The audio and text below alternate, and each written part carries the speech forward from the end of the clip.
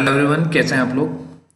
बेटे आज हम स्टार्ट करने जा रहे हैं आपका स्टाफिंग चैप्टर का लेक्चर नंबर 9। और जैसा कि आप सब लोग जानते हैं कि हम लोग जो लेक्चर कर रहे हैं केस स्टडीज़ के वो टॉपिक वाइज कर रहे हैं। तो आज के लेक्चर में हम लोग लेक्चर 9 में करेंगे सिलेक्शन प्रोसेस। करेक्ट। अगर कोई बच्चा भूल गया हो कि सिलेक्शन प्रोसेस क्या होता था, उसमें कितने स्टेप होते थे, कौन से स्टेप होते थे, तो उसे जल्दी से एक बार रिवाइज कर लेना चाहिए अपना लेक्चर सिलेक्शन प्रोसेस का। और सिलेक्शन प्रोसेस का था हमारा लेक्चर नंबर 4। तो एक बार लेक्चर नंबर 4 पे जाइए, दोबारा से सिलेक्शन प्रोसेस रिवाइज करिए और फिर केस स्टडीज़ पे आइए, तो आपको बेहतरीन समझ में आएगा। क्योंकि बेटे आप लोग मोस्ट ऑफ द स्टूडेंट कर रहे हैं बोर्ड की तैयारी, तो बोर्ड की तैयारी में आप कोई भी चांस मत लीजिए, अच्छे से अच्छा पढ़ के जाइए। चलिए आते हैं केस स्टडी नंबर 17 में। अब तक हम 16 केस स्टडीज कर चुके हैं। तो देखिए, it is the process of differentiating between applicants in order to identify and hire those with a greater likelihood of success in the job. देखो, लैंग्वेज कॉम्प्लिकेटेड हो सकती है, आपको अगर एक बार नहीं समझ में, आप दोबारा समझो। It is the process of differentiating between the applicants in the order to identify, यानी कि applicants में से applicants को अलग अलग करना जो हमारे लिए ज़्यादा सुटेबल हैं, जो हमारी जॉब के लिए ज़्यादा बेस्ट हैं, जिनके सक्सेस रेशो ज़्यादा है, उन्हें आप सेलेक्ट करने की बात कर रहे हैं। तो यहाँ पर पूछा है कि आइडेंटिफाई इट, इसे हम क्या बोलते हैं, इस प्रोसेस को हम क्या बोलते हैं। तो बेटे आप सबको पता है कि इस प्रोसेस को हम क्या बोलते हैं, सिलेक्शन प्रोसेस। जब हम किस चीज की बात कर रहे होते हैं, जब हम बात कर रहे होते हैं कि बहुत सारे कैंडिडेट्स में, ये आपको याद होगा मैंने आपको बताया था कि हम सिलेक्शन से पहले रिक्रूटमेंट करते हैं। रिक्रूटमेंट में हम एक पूल क्रिएट करते हैं, पूल, और फिर उसमें से जो रिक्वायर्ड कैंडिडेट्स हैं हम उन्हें सेलेक्ट कर लेते हैं, जो भी हमारे लिए जरूरी हैं। ठीक, तो रिक्वायर्ड कैंडिडेट्स को हमने कर लिया सेलेक्ट, तो ये हो गया हमारा सिलेक्शन। तो यहाँ पर कौन सी केस स्टडी में लग रहा है, इस केस स्टडी में लग रहा है हमारा सिलेक्शन। आगे आते हैं। Star Industries is conducting the following test. आपको याद होगा सिलेक्शन में मैंने आपको बताया था कि 5 टाइप के सिलेक्शन टेस्ट होते हैं। 5 टाइप के सिलेक्शन टेस्ट होते हैं। To test to select the most suitable candidate out of the various applicants. Identify the selection test, तो वो कह रहा है कि हमने अपने कैंडिडेट्स को सेलेक्ट करने के लिए कुछ टेस्ट करे हैं। तो आप बताओ कौन सा टेस्ट करा है। बेटे टोटल टेस्ट होते हैं 5। अब आपको बताना है इन 5 में से हमने कौन सा टेस्ट यहां पर करा है। The test is conducted to determine actual skill possessed by candidate। इसका मतलब होता है what he or she actually knows।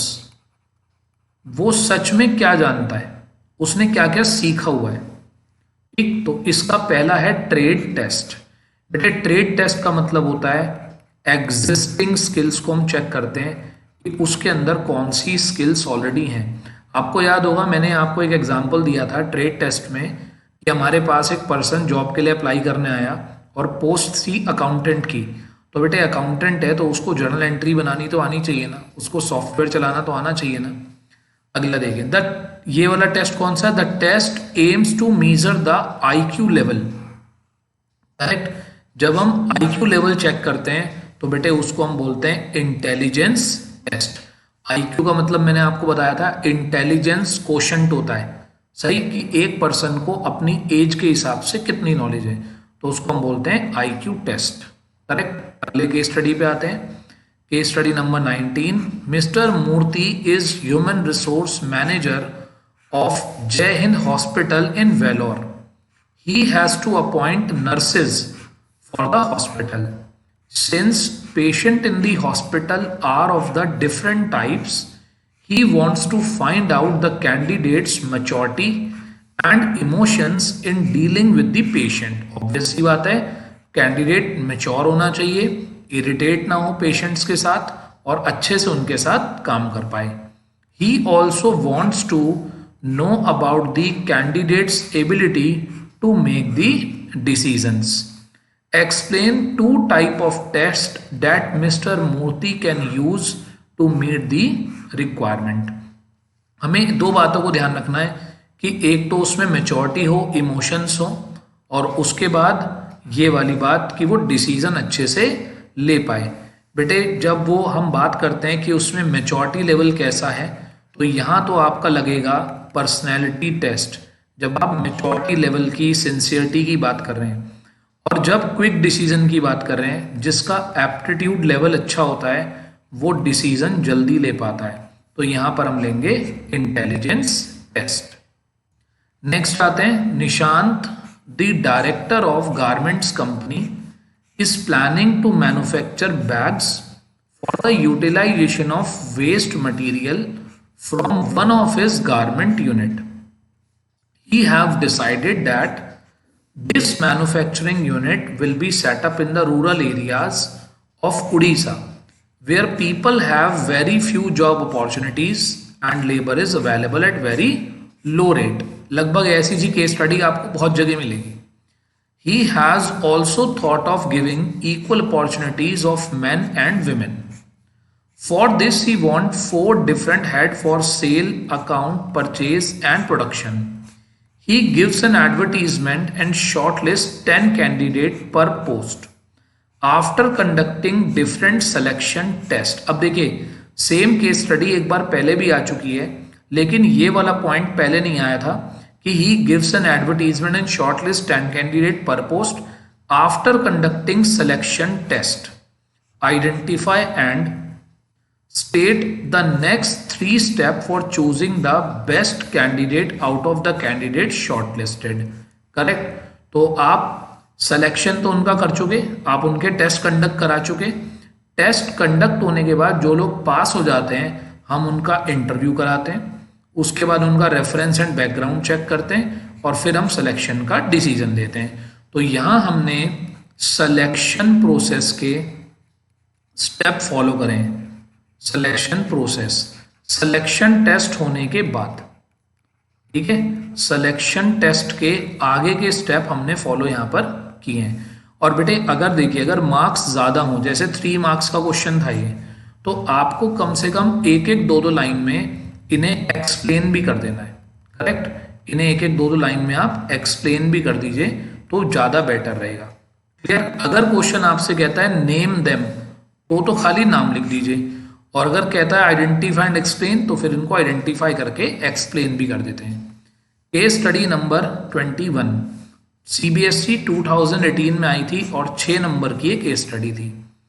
देखिए, public transport corporation has hired 2000 buses for the different route for the passenger of metropolitan city। In order to fill vacancies, it is advertised in the newspaper and number of applicants applied for the same। The company has to now undertake the process of selection to identify and select the best। Explain the first 6 steps involved in the process। अब मेरे बेटे एक बात बताओ, यहां पर उसने ये भी बोल दिया कि कंपनी ने उन्हें सेलेक्ट कर लिया, कंपनी ने उन्हें, ठीक। तो सिलेक्शन तो हो चुका। वो कह रहा है स्टेप बताओ। तो बेटे एक बात बताओ, सिलेक्शन के स्टेप 1, 2, 3, 4, 5, 6। तो बेटे ये बताओ, कौन आप लोगों से ये कहता है कि केस स्टडी में डायरेक्ट क्वेश्चन नहीं पूछे जाते? अगर मैं केवल इतनी बात पढ़ूं कि सिलेक्शन और सिलेक्शन के स्टेप, मेरे लिए पूरी केस स्टडी बेकार है। बस अगर मैं सीधा स्टेप भी लिख दूं तो मेरे पूरे नंबर आएंगे, बिल्कुल करेक्ट। तो बेटे कई बार ऐसा होता है कि आपको जानबूझ के इतनी सारी चीज़ें केस स्टडी में डाल दी जाती हैं, फिर क्वेश्चन वो डायरेक्ट ही पूछता है। तो यहाँ पूछा गया कि सिलेक्शन के स्टेप बताओ, तो डायरेक्ट क्वेश्चन ही तो आपने याद करा। तो याद कर लो सिलेक्शन प्रोसेस के कौन से हमारे 8 स्टेप्स होते हैं, और फिर उसके बाद आपको बात समझ में आ जाएगी।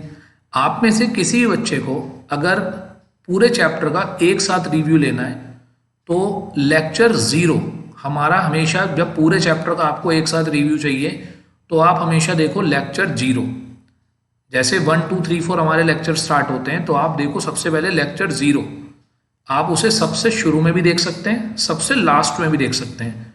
लेक्चर 0 से आपको पूरा का पूरा चैप्टर एक ही जगह रिवाइज हो जाएगा। करेक्ट। आगे आते हैं तो इसका हिंट बस सिंपल है, फर्स्ट 6 स्टेप आपको सिलेक्शन प्रोसेस के एक्सप्लेन करने थे। क्लियर? आई होप यहां तक की बात आपको क्लियर होगी।